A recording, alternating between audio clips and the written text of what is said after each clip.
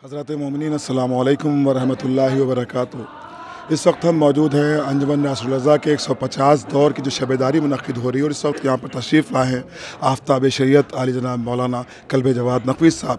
लोगों के दिलों में बहुत से इंतशार थे कि भाई इतना बड़ा प्रोग्राम हो रहा है और हमारे शहर की एक अजीम शख्सियत इस प्रोग्राम में क्यों नहीं पहुँच पा रही है। बहरहाल आप तशरीफ़ लाए, इससे एक बड़ा इंकशाफ भी होगा, एक बहुत अच्छा मैसेज भी हमारी मिल्लत हमारी कौम में जाएगा जब कल्ब जवाद साहब शबेदारी में तशरीफ़ लाते हैं। तो आपका इस्तकबाल करते हैं अंजुमन नासरुल रज़ा की जानिब से जनाब रफ़ीकुल साहब उनके तमाम अरकान की जानिब से। और आज का खुसूसी मैसेज जो कि 150 बरस अंजुमन नासरुल रज़ा के मुकम्मल होने पर शबेदारी हो रही है और आपकी आमद के हवाले से। बिस्मिल्लाहिर्रहमानिर्रहीम। देखिए, इमाम हुसैन की जो अज़ादारी हमारी रूह और जान है, और उसके बगैर हम जिंदा नहीं रह सकते।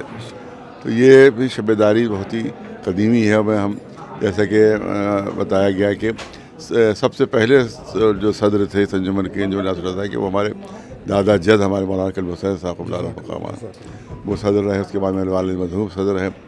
उसके बाद फिर मुख्तलिफ़ हज़रात जो है वो सदर रहे। लेकिन तो हमेशा से हम लोग का ताल्लुक़ अंजुमन से रहा है और इतनी कदीम अंजुमन है, जैसे 150 साल हो गए।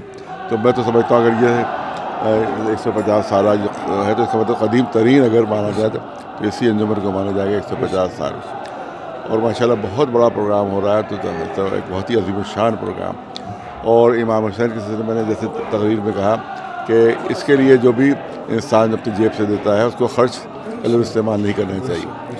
जिस तरह से एक फ़िक्स डिपॉजिट में इंसान अपना पैसा जो है वो फिक्स कर देता है, वो खर्च नहीं होता बल्कि 10 साल बाद दुगना होकर तिगना होकर मिलता है। उसी तरह से इमाम हुसैन की राह में या अल्लाह की राह में जो भी आप खर्च करेंगे तो वो फिक्स हो जाएगा इलाही बैंक में और इमाम हुसैन के बैंक में, और उससे आप 1000 गुना ज़्यादा मौला की तरफ से मिलेगा। तो ये बहुत चीज़ है, बहुत ही एक बहुत अच्छी मिसाल इन्होंने कायम की है।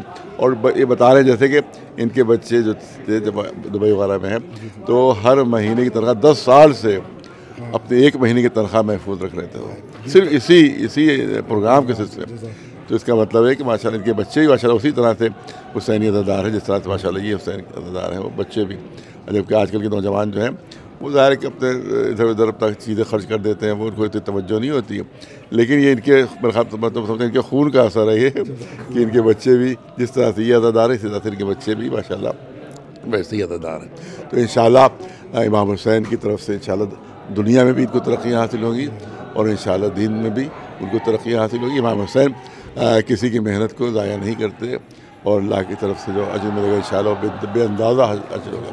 जहाँ एक आंसू पर पूरी जन्नत दे देते हैं, तो इतना बड़ा अगर कितने खर्च किया हो तो इंशाअल्लाह बेहतर से बेहतर अल्लाह की तरफ से और इमाम हुसैन की तरफ से इनको अजर मिलेगा। और जो भी यहाँ पर हज़रात शरीक हो रहे हैं इंशाअल्लाह वो भी दुनिया और आखिरत दोनों में अल्लाह की तरफ से अजर के वो हकदार हैं।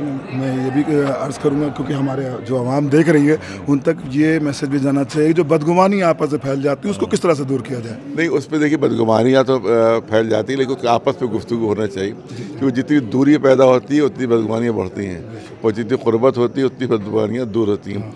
इसीलिए हुक्म है कि महल्ले के तमाम लोग मस्जिद में जमा हो 5 वक्त, ताकि आपस की बदगुमानियों को दूर हों। इसलिए जुमे की नमाज़ रख दी गई है ताकि पूरे शहर के लोग एक साथ जमा हो, ताकि मुसलमानों के आपस की बदगुमानियाँ दूर हैं। इसीलिए उसके बाद हज रखा गया ताकि दुनिया के मुसलमान यहाँ जमा हो जाए, ताकि आपस की गलतफहमियाँ दूर हो, आपस में इत्तेहाद इत्तेफाक पैदा हो।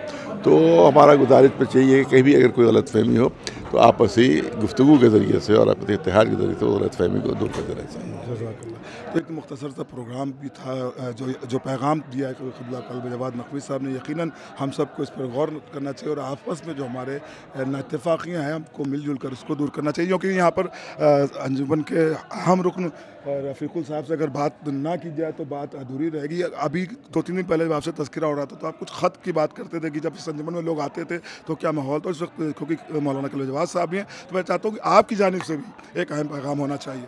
ये अंजुमन नासरुल रज़ा शुरफ़ाओं की अंजुमन कहलाती थी और जितने राजे रजवाड़े रुअसा नवाबीन उनके यहाँ उनके अज़ाख़ाने में अगर कोई सीना ज़नी नवाख़ानी करने जाती थी तो सिर्फ़ और सिर्फ अंजुमन नासरुल रज़ा जाती थी। और इस अंजुमन का मेयार ये था कि अंजुमन के मेंबर बनने के लिए चूड़ीदार घुटन्ना, शेरवानी, टोपी ज़रूरी होती थी और शुराफाओं की अंजुमन का ख़िताब दिया जाता था। और इस अंजुमन में कि हमारे नाना मरहूम के पास मौलाना कब्बन साहब क़िबला, मौलाना सैयद अली साहब क़िबला, इब्ने हसन नौनहरवी साहब क़िबला, नासरुल मिल्लत साहब क़िबला के ख़ुतूत जब मैंने अपने नाना की पेटी को खोल के देखा तो उसमें ख़ुतूत होते थे। जब मैंने कब्बन साहब क़िबला और नासरुल मिल्लत साहब क़िबला के 2 ख़ुतूत पढ़े तो मेरे पैर लहरा चुके थे।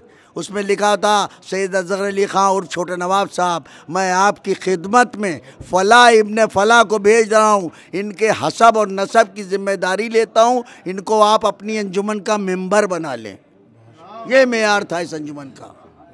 दोनों हज़रात ने एक बेहतरीन पैगाम दिया। इस बात को हम यहीं पर ख़त्म करते हैं। लब्बैक या हुसैन, लब्बैक या हुसैन, नारा हैदरी, नारा हैदरी, बर मोहम्मद व आले मोहम्मद, बुलंदतर सलवात।